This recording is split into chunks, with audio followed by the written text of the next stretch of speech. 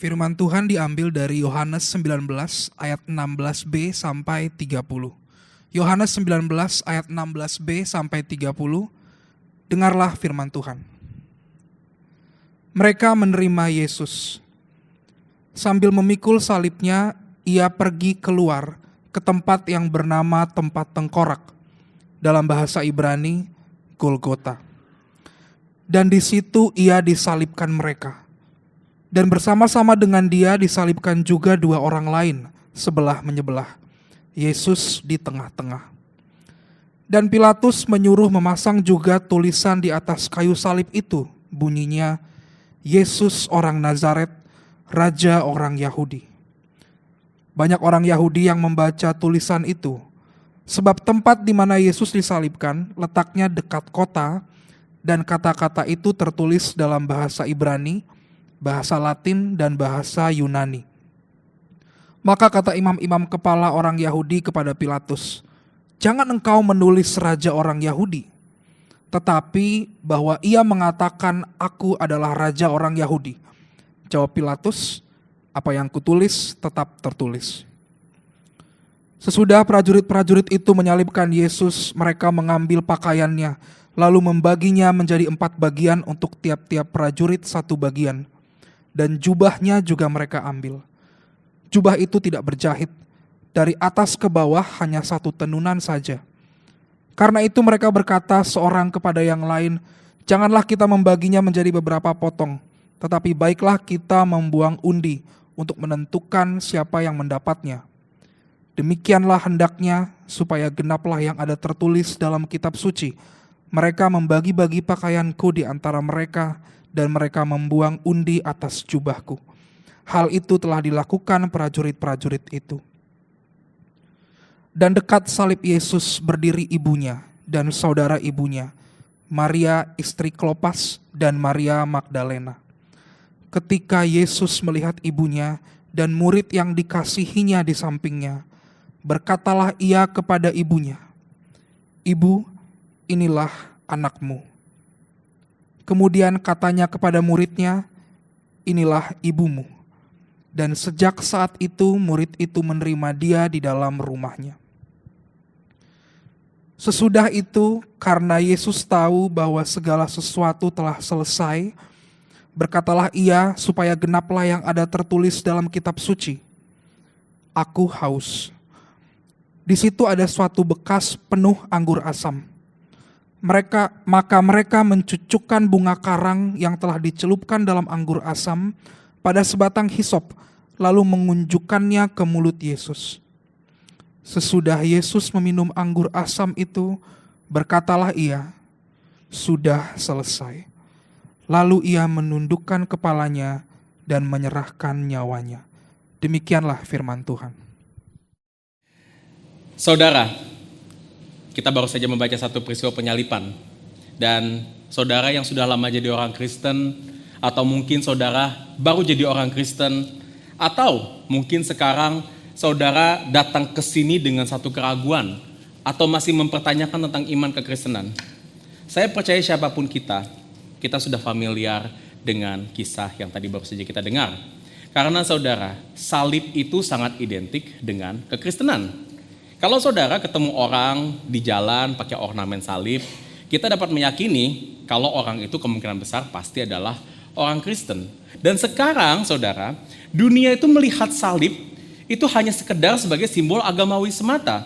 Dan bagi orang Kristen, kita bahkan melihat salib itu sebagai satu hal yang simbol yang positif atau hal yang pastinya positif. Bahkan kita orang-orang Kristen seringkali juga bangga untuk memakai atau memperlihatkan simbol-simbol salib di dalam kehidupan kita. Namun tahukah saudara, 2000 tahun yang lalu, saat Kristus disalib, dunia tidak melihat salib seperti apa yang kita lihat saat ini. Saat itu saudara, dunia itu melihat salib seperti apa yang dikatakan di dalam sebuah himne sebagai lambang kutuk, nestapa, dan celah. Josephus, seorang sejarawan di abad pertama, bahkan menyimpulkan bahwa salib itu adalah hukuman tersadis yang pernah ada di dalam muka bumi ini. Dan ironisnya saudara, salib itu dijatuhkan untuk menghukum Tuhan kita Tuhan Yesus Kristus.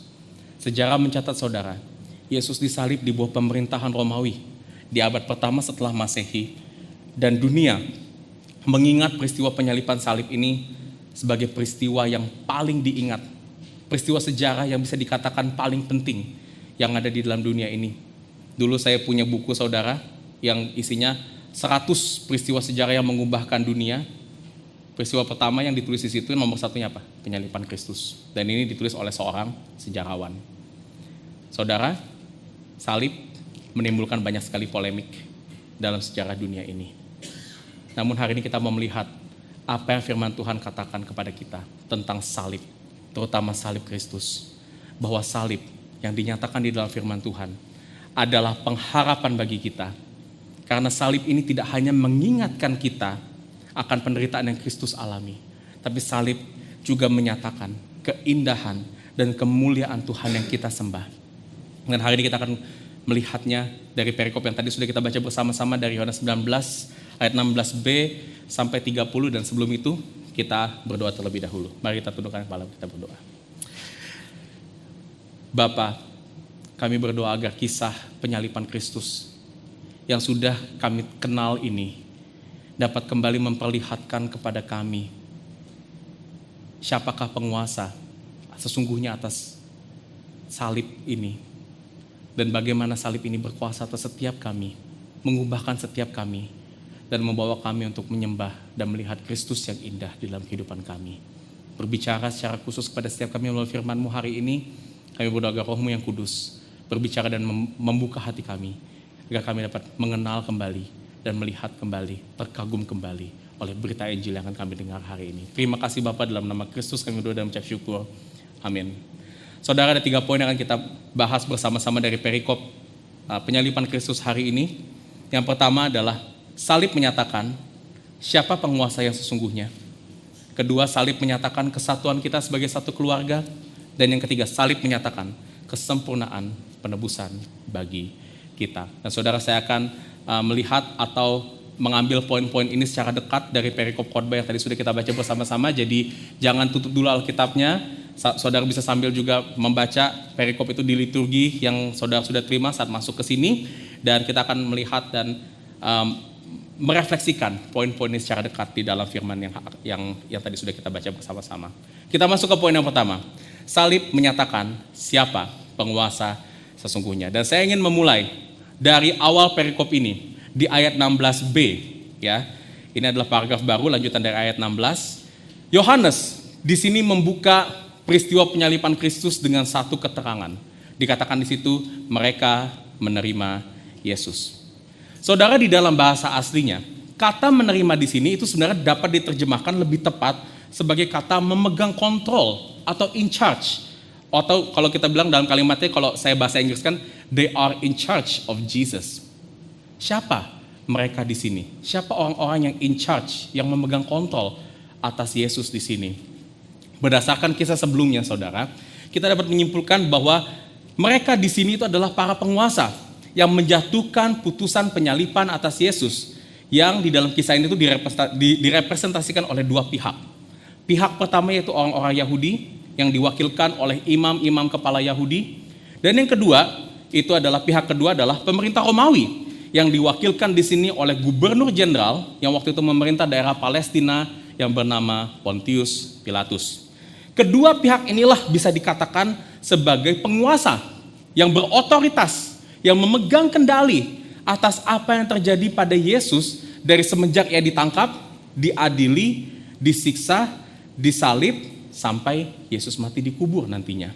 Dan kita lihat saudara dalam kisah ini bagaimana mereka, para penguasa ini menyatakan otoritasnya kepada Yesus dengan sangat amat kejam. Kita bisa lihat kekejaman ini yang mereka lakukan di ayat 17. Di situ dikatakan Yesus harus pergi ke Bukit Golgota sambil memikul salib. Saudara, ini memang adalah bagian dari penghukuman bagi mereka yang akan disalib, di mana orang-orang yang disalib pada saat itu dipaksa untuk membawa bagian balok horizontal salib yang akan dipakai untuk memakukan tangan mereka. Dan saudara, balok salib yang harus dipikul ini beratnya kira-kira 35 sampai 40 kilo. Harus dibawa sendirian, dibawa berjalan kaki ke Bukit Golgota, Dan menurut catatan waktu itu, perjalanan ini bisa memakan waktu sekitar 3 jam. Dan terutama bagi Yesus, saudara, membawa balok salib ini terasa lebih berat dari orang-orang kebanyakan. Karena kalau saudara baca sebelum kisah ini terjadi, Yesus sebelum ini sudah dicambuk, dia sudah dimahkotai duri, dan cambuk itu sudah melukai bahunya dia. Sehingga Yesus harus membawa balok yang berat ini selama 3 jam di atas bahu yang sudah terluka parah. Kekejaman ini pun berlanjut saat ia tiba di Bukit Golgota. Dikatakan di situ, tangan dan kaki Yesus dipaku di atas kayu salib dengan satu metode tertentu. Dan metode ini, saudara, kejamnya ini bertujuan bukan hanya untuk mematikan Yesus, tetapi metode disalib ini itu bertujuan untuk sebenarnya membiarkan mereka yang disalib untuk hidup selama mungkin di atas salib, supaya mereka yang disalib itu bisa mati perlahan-lahan. Tujuannya bukan semata-mata untuk memperpanjang hidup mereka aja, tetapi supaya orang yang disalib itu bisa merasakan sakit selama mungkin di atas kayu salib. Dan mereka yang disalib akan dibiarkan begitu saja, bahkan itu bisa berjam-jam, berhari-hari, di tengah cuaca waktu itu di daerah Yerusalem yang siangnya panas banget, malamnya tuh sangat amat dingin, dan mereka dibiarkan begitu saja sampai mereka mati, kehabisan darah di atas kayu salib. Dan ini yang Yesus juga alami secara fisik di atas kayu salib. Kekejaman yang dijatuhkan pada Yesus pun juga bukan hanya menyangkut pada penderitaan fisik saja, tetapi ada satu kekejaman yang menurut saya ini lebih sadis, lebih menyiksa, lebih menyakiti daripada hanya sekedar kekejaman fisik. Dan itu adalah kekejaman yang menyerang psikis Tuhan Yesus. Kita lihat, saudara, di atas kayu salib, Yesus juga dipermalukan dengan sangat amat rendah dan hina. Dan disinilah Yohanes mungkin memberikan porsi ini lebih besar di dalam perikop yang tadi kita baca di ayat 18 sampai 24. Kita lihat bagaimana Yesus dipermalukan di sini. Di ayat 18 dikatakan, Yesus ditaruh di tengah-tengah 2 orang lainnya. Dan pada saat itu, saudara, posisi tengah itu sebenarnya adalah posisi yang identik dengan posisi seorang raja. Tapi kita tahu, saudara, mereka menempatkan Yesus di tengah ini adalah bentuk sarkasme, bentuk mau menghina bahwa Yesus ini adalah orang yang mengaku sebagai raja, tapi di situ mati di atas kayu salib. Lalu di ayat 19, Pilatus dikatakan menyuruh orang-orang untuk menulis di atas kayu salib perkataan Yesus orang Nazaret, raja orang Yahudi, yang dituliskan dalam 3 bahasa. Dan 3 bahasa ini adalah 3 bahasa yang umum dipakai di daerah Yerusalem pada saat itu, yaitu bahasa Ibrani atau bahasa Aramaik, lalu bahasa Latin dan bahasa Yunani. Bahasa Ibrani adalah bahasa yang umum dipakai di kalangan orang Yahudi, bahasa Latin itu adalah bahasa resmi pemerintahan Romawi, dan bahasa Yunani adalah bisa dibilang bahasa perdagangan atau bahasa bisnis orang-orang pada masa itu. Kenapa, saudara, Pilatus menuliskan hal ini dalam 3 bahasa? Supaya orang-orang yang berdatangan dari berbagai daerah, karena Yerusalem itu adalah kota metropolitan, kota yang multikultural, yang datang dan banyak pendatang yang datang ke kota Yerusalem, mereka yang datang ke daerah Yerusalem itu dan melihat Yesus, mereka itu dapat mengerti dengan bahasanya masing-masing, dan mereka juga bisa ikut mengejek, mempermalukan, meludahi Yesus yang mengaku dirinya sebagai seorang raja. Dan puncaknya, saudara, di ayat 23 sampai 24. Saat di situ dikatakan ada para prajurit yang menjaga di sekitar salib. Setelah mereka menyalitkan Yesus, mereka membagi-bagi pakaian Yesus dan mengundi jubah Yesus. Nah, saudara, jubah Yesus di sini, ini bahasa Inggrisnya itu seperti tunik, suatu tunik. Tunik ini adalah pakaian terdalam yang pada saat itu dipakai orang untuk inilah yang pakaian terdalam, seperti pakaian dalam kita pada saat itu. Dan karena itu adalah kain yang satu begitu ya, jadi tidak bisa dibagi-bagi, maka itu diundi siapa yang mendapat pakaian itu. Tapi satu hal, karena pakaian dalam Yesus itu diambil, diundi, sehingga pada saat itu Yesus ditelanjangi. Yesus tidak memakai apa-apa. Yesus diperlakukan seperti orang yang tidak ada harganya, saudara, di atas kayu salib.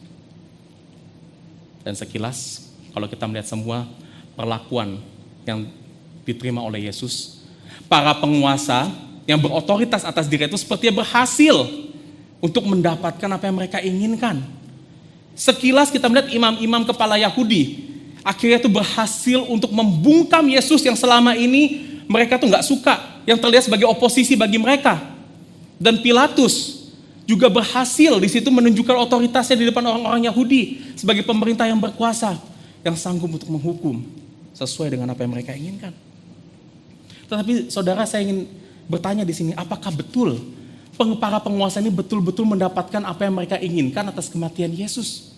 Apakah betul mereka betul-betul berotoritas, dan otoritasnya ini adalah otoritas yang berhasil bagi mereka? Saya ingin berargumen saudara, justru sebaliknya di sini. Para penguasa ini yang menyalibkan Yesus, meskipun mereka berhasil membungkam Yesus, membunuh Yesus, tetapi mereka tetap tidak mendapatkan apa yang mereka inginkan. Mengapa begitu? Coba kita lihat ayat 20-21. Di dua ayat ini saudara, terjadi satu kekisruhan antara imam-imam dan Pilatus karena tulisan Yesus Raja orang Yahudi yang ditaruh atas perintah Pilatus di atas salib Yesus. Kenapa perdebatan ini bisa terjadi? Saya akan sedikit menjelaskan konteks ini saudara pada kita semuanya. Karena para imam di sini menganggap tulisan ini dapat mempermalukan mereka, terutama di depan orang-orang yang tidak mengerti konteks kenapa Yesus disalib.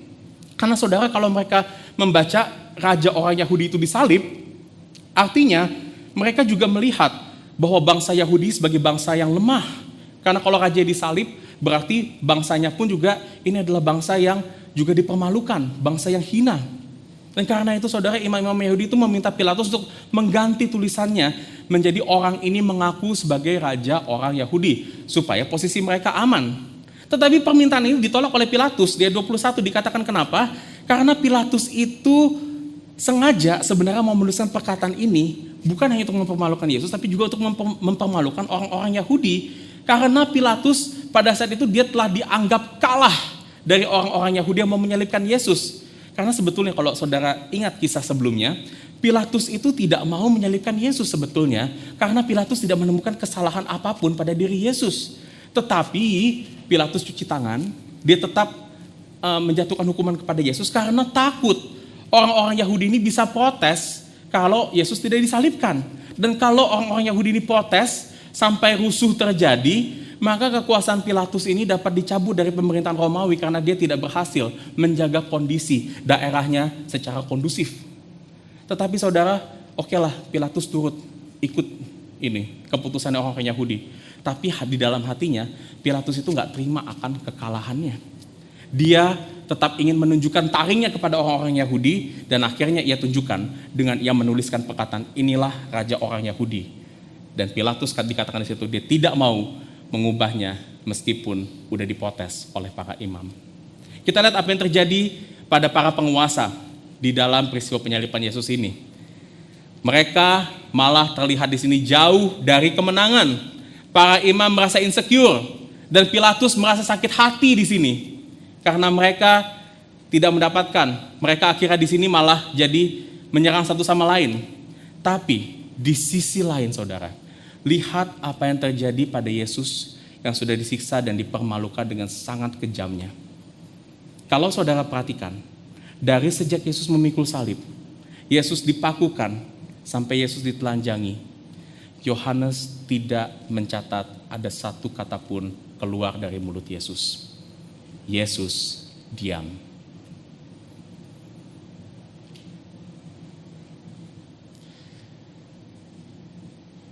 Padahal saudara, Yesus harusnya menjadi orang yang paling insecure. Orang yang hatinya paling hancur dalam kisah ini. Yesus juga sebetulnya punya alasan paling kuat buat protes. Karena penyaliban yang dia terima itu adalah penyaliban yang tidak adil. Ingat, dia disalibkan dan tidak ditemukan kesalahan atas penyalibannya. Tetapi di sini Yesus menunjukkan dirinya seperti apa yang dikatakan dalam ayat pengakuan dosa tadi, yang berkata bahwa dia dianiaya, tetapi dia membiarkan diri ditindas, dan dia tidak membuka mulutnya, seperti anak domba yang dibawa ke pembantaian. Pertanyaannya, kenapa Yesus diam saja di bawah penyaliban yang tidak adil ini, saudara? Saudara, Yesus diam karena Yesus tahu siapa yang sesungguhnya berotoritas, yang berkuasa atas penyalibannya. Bukan para imam, bukan Pilatus, tetapi yang berotoritas penuhnya adalah Tuhan sendiri. Dia yang memegang kendali sepenuhnya. He is in charge, Tuhan yang in charge sepenuhnya atas segala yang terjadi atas penyalipan Tuhan Yesus. Saudara, peristiwa penyalipan Yesus ini bukanlah satu hal yang mengagetkan bagi Tuhan. Saudara, juga peristiwa penyalipan ini juga bukanlah tindakan reaktif dari Tuhan. Ya, waktu Tuhan di Taman Eden dulu waktu Adam jatuh ke dalam dosa, dia tiba-tiba ngeliat, waduh, Adam jatuh ke dalam dosa nih. Kita harus siapin plan, kita harus siapin cara, gimana cara untuk menyelamatkan Adam. Akhirnya dia kirim anak yang tunggal untuk menebus dosa manusia. Rencana penebusan Tuhan ini bukan rencana yang reaktif. Kisah Para Rasul 2 berkata bahwa saudara, penyalipan Yesus ini terjadi menurut rencana dan maksud Allah, atau dalam bahasa Inggris according to the foreknowledge and definite plan of God, menurut pengetahuan Tuhan dan rencana Tuhan yang pasti. Yang berarti saudara bahwa rencana penebusan Kristus di atas kayu salib ini adalah rencana yang sudah Tuhan nyatakan bahkan sebelum dunia ini dijadikan. Para teolog menyebut konsep ini saudara sebagai perjanjian penebusan atau the covenant of redemption, di mana konsep ini berkata bahwa Allah Bapa, Allah Anak dan Allah Roh Kudus di dalam kekekalan berkenan untuk mengikat perjanjian atau mengikat covenant untuk menebus umat manusia dari dosa. Sehingga saudara, apa yang terjadi di atas kayu salib ini bukanlah hal yang mengagetkan bagi Yesus, tetapi salib adalah rancangan dan pimpinan Tuhan sejak dari permulaan.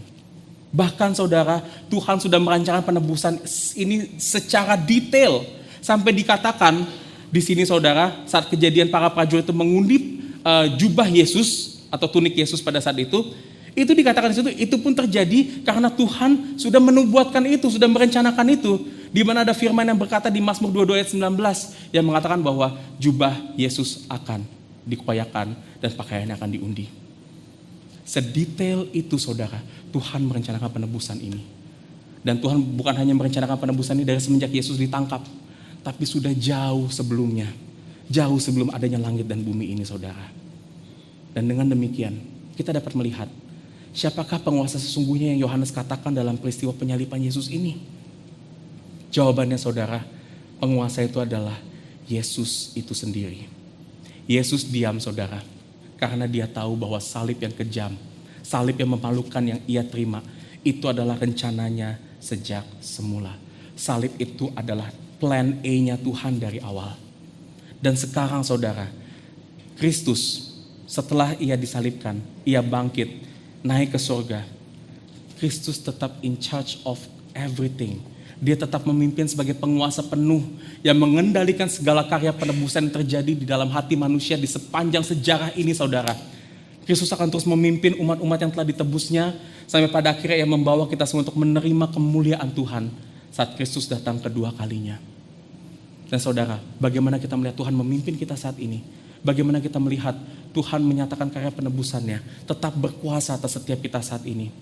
Ia menyatakan itu semua dengan mempersatukan kita dengan sesama keluarga Kristus. Kita masuk ke poin yang kedua. Salib menyatakan kesatuan kita sebagai satu keluarga. Saudara, kita beralih ke ayat 25-27 di poin ini. Dan di dalam bagian ini, Yohanes itu seolah bikin adegan yang baru, scene yang baru saudara. Di mana di bagian ini Yohanes menyorot kepada beberapa wanita dan salah satu murid Yesus yang dikatakan di ayat 26 sebagai murid yang dikasihinya. Dan murid ini adalah Yohanes sendiri yang menuliskan Injil ini saudara, yang pada saat itu mereka itu berdiri dekat dengan salib Yesus. Dan saudara, mereka ini adalah wanita-wanita yang kehidupannya itu dekat dengan Tuhan Yesus. Salah satunya adalah Maria, ibu kandung Yesus sendiri yang ada di situ.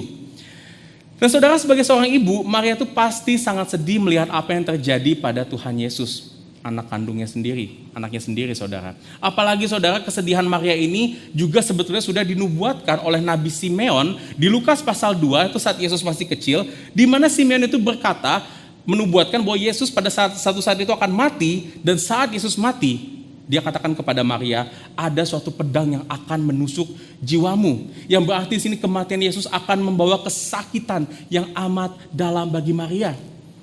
Dan keadaan Maria di sini juga lebih diperburuk karena dengan matinya Yesus, maka tidak ada lagi pria di dalam keluarganya yang mampu menopang kehidupannya. Karena pada saat itu Maria sudah tidak memiliki suami, dan pada masa itu juga saudara, seorang wanita sangat mengandungkan kelangsungan hidupnya pada sosok pria di dalam keluarganya. Apakah itu kepada ayahnya, kepada suami, atau kepada anak sulungnya. Dan dengan kematian Yesus, Maria bisa dikatakan telah kehilangan semuanya. Masa depannya pun juga jadi terancam sekarang. Yesus yang tahu nubuatan ini, Yesus yang juga tahu isi hati Maria. Di ayat 26, lantas ia berkata kepada Maria dengan kekuatan yang tersisa dari atas kayu salib. Dia berkata, "Ibu, inilah anakmu." Dan setelah itu ia berkata kepada Yohanes, Yesus katakan, "Inilah ibumu." Saudara, ini kalimat yang singkat, kalimat yang pendek. Dan beberapa penafsir menyimpulkan bahwa Yesus di sini meminta Yohanes untuk menerima Maria sebagai ibunya, agar Yohanes nantinya dapat merawat kelangsungan kehidupan Maria selayaknya seorang anak merawat ibunya sendiri. Saudara, menurut saya penafsiran ini benar. Tetapi saya ingin berargumen, sebenarnya ada satu hal yang lebih mendalam yang Yesus ingin sampaikan melalui perkataannya di sini. Perkataan singkatnya kepada Maria dan Yohanes.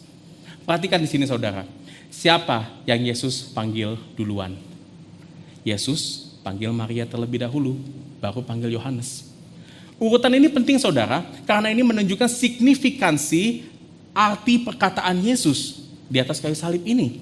Yang menyatakan bahwa perkataan Yesus itu sebenarnya lebih berpusat kepada Maria, di mana Maria kini mendapatkan seorang anak di dalam Yohanes. Kalau saudara pusatnya adalah supaya Yohanes itu merawat Maria, dia pastinya akan lebih ngomong ke Yohanes dulu daripada ke Maria. Tapi ini sebaliknya, dia berbicara kepada Maria dulu. Dan menariknya saudara, Yesus juga tidak berkata, "Ibu, anggaplah Yohanes ini seperti anakmu, dan Yohanes, anggaplah Maria ini seperti ibumu." Tetapi di sini Yesus langsung berkata, "Maria ini anakmu, Yohanes ini ibumu." Artinya di sini saudara, Yesus menyatakan bahwa Maria dan Yohanes kini telah menjadi satu keluarga. Dan ini adalah betul-betul keluarga.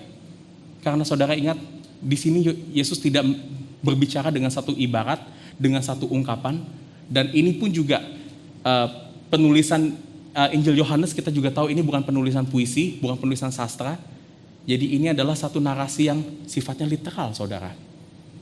Artinya saudara, ini kekeluargaan ini betul-betul menjadikan Maria ibu dari Yohanes dan Yohanes anak dari Maria. Dan apalagi saudara, ditambah lagi sebetulnya Tuhan memanggil Maria di dalam bahasa aslinya itu bukan dengan sebutan ibu seperti di dalam Alkitab terjemahan bahasa Indonesia kita, tetapi memakai kata gunai yang diterjemahkan sebagai kata wanita atau woman. Jadi kalau arti sebenarnya Yesus itu berkata kepada Maria, "Wanita, ini anakmu." Kenapa saudara Yesus bilang itu pakai kata wanita? Bukan karena Yesus itu nggak sopan sama ibunya, tapi di sini Yesus mau menunjukkan bahwa dia bukan hanya sebagai anak dari Maria, tetapi yang lebih utama, Yesus itu adalah Tuhan yang berotoritas atas Maria, yang lebih tinggi atas Maria. Artinya saudara, ikatan yang Tuhan nyatakan di antara Maria dan Yohanes, ini adalah ikatan yang difirmankan oleh Tuhan dan dipersatukan oleh Tuhan. Dan apa yang Tuhan sudah persatukan, itu adalah sesuatu yang pasti terjadi, sesuatu yang kekal. Tuhan menyatakan Maria adalah satu keluarga dengan Yohanes, dan Tuhan menyatakan ini juga. Supaya apa saudara? Untuk Maria dapat berjalan, memulihkan sakit hatinya, memulihkan jiwanya yang telah kehilangan anak kesayangannya, dan juga untuk melanjutkan kehidupannya dengan baik. Saudara, mari saya ajak kita semua untuk melihat orang di sekeliling saudara saat ini. Mungkin saat ini saudara melihat mereka sebagai teman gereja saudara, teman main, teman community group. Beberapa dari saudara juga mungkin baru kenal atau mungkin belum kenal, baru lihat mukanya hari ini. Saudara juga mungkin baru pertama kali hadir beribadah bersama-sama dengan kami di GPC. Tetapi Tuhan katakan saudara, jika kita sama-sama mengaku Tuhan sebagai Tuhan dan Juru Selamat, jika kita semua telah menerima karya penebusan Kristus, Kristus berkata kepada kita semua, kita adalah satu keluarga di dalam kerajaan Allah. Bahkan firman Tuhan katakan, dan saya ingin mencoba sensitif dengan budaya kita di sini, bahwa keluarga yang Tuhan persatukan di sini itu memiliki hubungan yang lebih signifikan daripada hubungan kita dengan anggota keluarga biologis kita yang tidak di dalam Tuhan. Kenapa demikian saudara? Karena hubungan keluarga di dalam Kristus ini adalah hubungan yang kekal. Jika dengan keluarga biologis kita dipersatukan dengan hubungan darah yang satu saat nanti akan berakhir ketika kita meninggalkan dunia ini, dan paling hubungan ini akan berlangsung selama puluhan tahun atau mungkin ratusan tahun maksimal. Namun dengan keluarga di dalam Kristus kita dipersatukan di dalam penebusan Kristus yang tidak akan berubah, tidak akan mungkin lenyap, dan tidak akan hilang. Dan saudara, meskipun nanti kita sudah meninggalkan dunia ini pun, kita tetap akan menjadi satu keluarga di dalam kekekalan. Jadi saudara, hubungan kita dengan keluarga kerajaan Allah ini, dengan satu keluarga ini adalah hubungan yang kita akan nikmati dalam waktu yang sangat panjang sekali. Dan itulah persatuan yang Tuhan nyatakan kepada kita di sini. Dan bagaimana saudara kita dapat merasakan keluarga di dalam Kristus saat ini? Jawabannya itu ada di dalam gereja lokal kita, saudara. Saudara mungkin datang ke gereja saat ini dengan alasan kita diajak teman. Saudara dengar khotbah online kami dari YouTube dan tertarik mau datang ke sini. Saudara mau belajar firman Tuhan atau mau cari teman. Tapi satu hal yang firman Tuhan nyatakan kepada kita, saudara, bahwa Tuhan membawa kita ke gereja lokal ini karena Tuhan juga mau persatukan kita dengan keluarga di dalam gereja lokal ini. Dan sebagai satu keluarga, saudara, saya di sini tidak hanya bertindak sebagai penatua atau teman saudara saja. Saya juga di sini adalah kakak bagi saudara-saudara yang lebih muda bagi saya, adik, atau mungkin ini kedengarannya aneh, saya mungkin adalah juga ayah bagi beberapa saudara. Dan saudara juga bukan sekedar jemaat bagi saya, tapi juga saudara ini adalah adik-adik saya, kakak-kakak saya. Dan mungkin bagi yang lebih tua, dan saya lihat ada beberapa yang lebih tua di sini, yang saya mungkin bisa panggil om dan tante di sini. Tuhan mempersatukan kita. Dan kalian adalah ayah-ayah dan ibu-ibu saya. Dan ini adalah perwujudan, saudara, bagaimana Kristus akan memimpin dan melindungi hidup kita melalui hubungan kita, melalui keluarga ini, dan hubungan dengan satu sama lain. Di mana saudara yang lebih tua itu dapat menjadi orang tua spiritual, dapat mengayomi kita sebagai anak-anak. Kita yang lebih muda pun juga dapat menjadi anak-anak spiritual yang selalu menghormati. Kita dapat melindungi, memperhatikan kondisi saudara-saudara kita yang lebih tua karena mereka adalah orang tua spiritual kita. Dan mereka juga yang kuat, tidak bermegah atas kekuatannya sendiri, tetapi seperti kakak yang dapat menolong mereka, adik-adik kita yang lebih lemah. Bukan untuk menunjukkan bahwa kita seorang superhero, tapi untuk kita mengasihi mereka.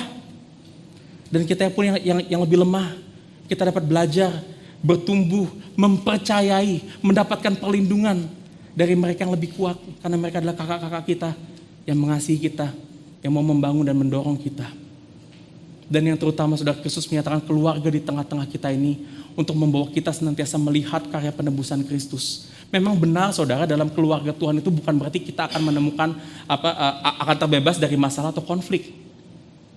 Selayaknya kita dengan keluarga biologis kita pun, kita pasti juga akan mengalami masalah di dalam relasi, konflik, kesalahpahaman. Kita bisa sebel, takut, kecewa dengan kakak, adik, atau orang tua kita. Tapi justru saudara, di dalam segala masalah-masalah yang kita hadapi di dalam keluarga Tuhan, disitulah sejatinya bahwa kita sebenarnya melihat bahwa kita ini bukan orang-orang sempurna. Namun kita tetap dapat mengampuni, menerima, mengasihi, karena kita semua telah melihat satu hal yang melegakan bagi kita semua. Satu hal yang telah mempersatukan kita semua, dan satu hal yang juga telah mempersatukan kita dengan Bapa di sorga. Dan apa itu? Penebusan yang sempurna bagi kita di dalam Kristus. Kita masuk ke poin yang terakhir. Salib menyatakan kesempurnaan penebusan bagi kita. Saudara, kita lihat sebelum Yesus menembuskan nafas terakhirnya di ayat 28, dia berkata satu perkataan, aku haus. Saudara, Yesus di sini kondisinya setelah disiksa, digantung di atas kayu salib selama berjam-jam, dan tentunya dia mengalami dehidrasi yang luar biasa sehingga masuk akal kalau dia itu haus secara fisik. Namun firman Tuhan berkata di sini, Yesus mengatakan hal ini semata-mata bukan karena dia haus, tetapi dikatakan supaya genaplah apa yang tertulis di dalam kitab suci, tepatnya yang ditulis di Mazmur 69 ayat 22. Dan sekali lagi Yesus mau menunjukkan di sini bahwa di dalam momen terakhir kehidupannya pun sebelum ia menembuskan nafas terakhir pun, ia tetap berkuasa memegang kendali atas peristiwa salib ini. Akan tetapi saudara, perkataan ini bukan semata-mata Yesus ucapkan untuk cocokologi atau supaya genap aja lah apa yang dikatakan di Mazmur 69 itu. Karena sebetulnya saudara, ini bukan pertama kalinya Yesus itu mau diberi minum. Dalam narasi penyalipan di Injil Markus dikatakan di situ bahwa Yesus itu juga ditawarkan anggur beralkohol dengan tujuan untuk membantu Yesus menahan rasa sakit, karena kalau ada alkohol saudara itu rasa sakit itu bisa lebih kebas. Tapi di situ Yesus menolak, dia tidak mau minum anggur yang beralkohol. Tetapi di ayat 29 di dalam narasi ini dikatakan Yesus itu diberikan anggur asam, atau anggur ini adalah sejenis cuka anggur yang alkoholnya itu rendah banget, tetapi justru anggur asam ini punya efek sebaliknya, itu bisa membuat Yesus lebih merasakan kesakitan di tubuhnya. Jadi dia bisa merasakan kesakitan itu 2 atau 3 kali lipat dengan dia meminum anggur asam ini. Dan dengan Yesus meminum anggur asam ini, Yesus menyatakan bahwa di sini dia tidak pura-pura sakit. Tidak seperti yang dituduhkan oleh kaum liberal atau kaum orang-orang skeptis yang berkata Yesus itu cuma pura-pura sakit di atas kayu salib. Tetapi Yesus betul-betul merasakan sakit yang dalam. Sampai pada akhirnya saudara Yesus berkata, sudah selesai. Yang dalam bahasa aslinya adalah kata tetelestai. Yang di sini berarti Tuhan sudah menyelesaikan seluruh misi penebusan Allah atas manusia dengan sempurna di atas kayu salib. Dan setelah itu, Yesus menghembuskan nafas terakhirnya, menunjukkan bahwa ia betul-betul mati di atas kayu salib. Saudara, kematian Kristus di atas kayu salib menyatakan bahwa penebusan atas dosa yang ia berikan kepada kita adalah penebusan yang sempurna. Titus 2 ayat 14 berkata bahwa Kristus telah menyerahkan dirinya bagi kita untuk membebaskan kita dari segala kejahatan. Yang berarti saudara, kematian Kristus betul-betul telah membebaskan kita dari segala dosa di dalam kehidupan kita. Apakah itu dosa masa lalu kita, dosa sekarang, dosa masa depan kita? Apakah itu dosa yang kecil yang kelihatannya sepele, sampai dosa yang besar dan memalukan? Semua dosa-dosa kita telah ditanggung dengan sempurna di dalam kematian Kristus. Dan Titus 2 ayat 14 melanjutkan berkata bahwa Yesus juga menyerahkan dirinya untuk menguduskan baginya suatu umat kepunyaan sendiri yang rajin berbuat baik. Yang juga berarti bahwa penebusan Kristus akan membawa kita menjadi umat milik kepunyaan Allah yang kudus sebagai raja kita, dan hidup kita akan dibawa untuk mencerminkan kehendak Tuhan, yaitu untuk rajin berbuat baik. Saudara, kita berbuat baik bukan supaya kita mendapatkan penebusan lebih dari Kristus atas dosa-dosa kita. Karena jika kita masih berpikir kita masih perlu mengusahakan penebusan dosa melalui perbuatan baik kita, maka kita sejatinya tidak percaya sepenuhnya, bahkan telah merendahkan karya penebusan Kristus yang sudah selesai. Tapi perbuatan baik kita adalah karya atau buah dari karya penebusan Kristus yang menyatakan siapa Raja yang kita sembah, dan membawa kita dan orang-orang sekitar kita untuk menyembah Yesus, Raja yang sesungguhnya. Dan saudara, karena penebusan Kristus adalah penebusan yang sudah selesai, yang sempurna, maka sekarang kita tahu siapa jati diri kita sesungguhnya di dalam Kristus. Di dalam Kristus saudara, jati diri kita tidak lagi ditentukan oleh siapa orang tua kita, tidak juga ditentukan oleh prestasi kita, profesi kita, atau latar belakang budaya kita. Jati diri kita juga tidak lagi ditentukan oleh masa lalu yang buruk, tidak ditentukan oleh kekurangan kita atau kegagalan-kegagalan kita. Jati diri kita saat ini di dalam Kristus hanya satu, saudara. Kita adalah orang-orang yang telah diampuni dosa-dosanya, yang telah diselimuti kebenaran Kristus, dan yang telah diterima dengan sempurna oleh Bapa di surga. Sehingga saudara, sekarang kalau jiwa saudara masih merasa insecure, saudara masih dihantui oleh masa lalu yang buruk, saudara merasa frustasi karena kehidupan saudara itu kelihatannya stuck, kelihatannya gak ada prestasi yang bisa dibanggakan, gini-gini aja. Ingat saudara, kalau hidupmu sekarang tidak lagi ditentukan oleh hal-hal itu, hidupmu sekarang sudah ada di dalam tangan Kristus, dan hidupmu sekarang sudah aman di dalam Kristus. Dan kalau saudara masih memiliki rasa sakit hati dengan sesama kita, konflik, saudara masih merasa marah dikecewakan, dipermalukan begitu rupa. Ingat juga akan juru selamat kita saudara, yang telah disakiti hatinya, dikecewakan, dan dipermalukan begitu rupa. Dan Yesus rela diperlakukan serendah itu, sehina itu. Supaya apa saudara? Supaya kita tidak lagi perlu dikuasai oleh semua perasaan-perasaan yang menghina itu. Karena Yesus tidak hanya telah menebus kesalahan kita, tapi kitab Ibrani berkata, Yesus juga telah menebus rasa malu kita sepenuhnya di atas kayu salib. Karya penebusan Kristus ini adalah kunci saudara, yang akan senantiasa juga mempererat kesatuan kita dengan sesama umat Tuhan sebagai satu keluarga. Khususnya di dalam gereja lokal. Karena kenapa saudara? Kita semua udah punya jati diri yang sama. Kita punya iman yang sama, kita punya value yang sama, pengharapan yang sama. Sehingga saudara, kalau kita berkonflik dengan kakak, adik rohani, orang tua atau anak rohani kita di dalam gereja, sama keluarga Tuhan di dalam gereja, saudara, kita gak perlu protes, gak perlu membalas seperti apa yang dilakukan oleh para imam dan Pilatus. Tetapi biar ini bisa membawa kita untuk rapuh, vulnerable, mengakui dan meminta maaf atas kesalahan kita. Dan semua ini bisa terjadi saudara bukan semata-mata karena Kristus telah memberikan teladan itu bagi kita. Bukan karena yuk kita contohin Kristus sudah lakukan itu, kita contohin itu. Bukan hanya itu saja saudara, tapi kita tahu bahwa Kristus sudah mati buat dosa-dosa kita dan buat dosa sesama kita. Kristus sebelum kita minta maaf sama saudara kita, Dia sudah lebih dahulu memaafkan dosa-dosa kita. Udah lebih dulu mengampuni dosa-dosa kita. Dan Dia juga sudah mengampuni dosa-dosa orang yang bersalah kepada kita.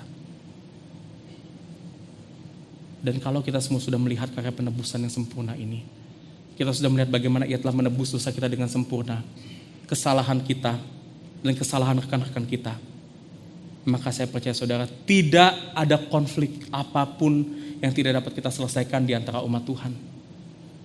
Tidak ada juga kesalahan apapun saudara di antara umat Tuhan yang dapat menghancurkan kesatuan kita di dalam Tuhan. Dan inilah keindahan yang Tuhan nyatakan pada salib bagi kita semuanya. Keindahan yang akan terus berkuasa atas kehidupan kita, yang akan terus memimpin kehidupan kita di dalam Tuhan, di dalam gereja Tuhan. Gereja memang tidak sempurna saudara, tapi satu, karya penebusan yang telah mengumpulkan kita semua, yang telah menjadikan gereja ini adalah karya penebusan yang sempurna. Dan itu sudah cukup bagi kita semuanya. Maka itu saudara, mari kita junjung terus salib Kristus sebagai pribadi, sebagai gereja Tuhan, sebagai umat-umat pilihan Allah. Kita junjung terus, kita lihat terus keindahan salib ini, tunduk di dalamnya, dan biarlah salib ini memimpin kita sampai akhir hidup kita. Mari kita berdoa.